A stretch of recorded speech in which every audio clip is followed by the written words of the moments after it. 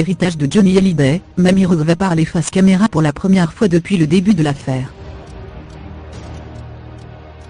Dans une interview qu'il a accordée à Midi Libre à l'occasion de la diffusion d'un doc inédit consacré au clan Boudou dans Complément d'enquête ce jeudi, Thomas Soto a révélé avoir recueilli le témoignage exclusif d'Eliette Boudou, la grand-mère paternelle de la veuve. Eliette Boudou est-elle vraiment celle que l'on croit ? Ce jeudi sur France 2, en deuxième partie de soirée, Thomas Soto présentera un tout nouveau numéro de Complément d'enquête consacré au clan de Laetitia Hallyday.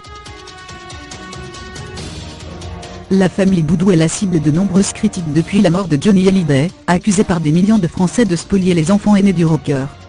Dans ce reportage inédit, Thomas Soto est parvenu à recueillir un témoignage touchant de la grand-mère décriée, qui, jusque-là, n'avait accordé qu'un témoignage audio à M6 et écrit à Midi Libre.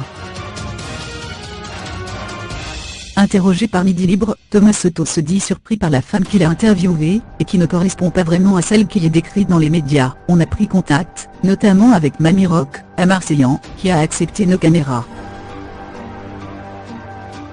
C'est étonnant parce qu'on nous parle d'un prête-nom sur les sociétés, mais on ne découvre pas un ogre, mais une petite mamie un peu fatiguée, éprouvée, révèle le journaliste. Si la veuve a refusé de répondre aux questions de France 2, Mamie Rock, elle, s'est montrée plus convaincante que jamais. Elle ne comprend pas ce qui lui arrive, qu'elle a toujours eu beaucoup d'affection pour Johnny et Laetitia. André Boudou interrogé lui aussi. Thomas Soto a semble-t-il été touché par le désarroi de la grand-mère. J'ai le sentiment d'avoir une femme affectée. En tout cas, on ne voit pas une businesswoman.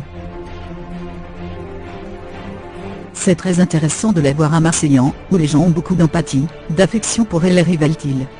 André Boudou, fils de Mamie Rock et beau-père de Johnny Hallyday, a lui aussi été interrogé par Thomas Soto dans un entretien téléphonique, qui sera diffusé ce jeudi sur France 2.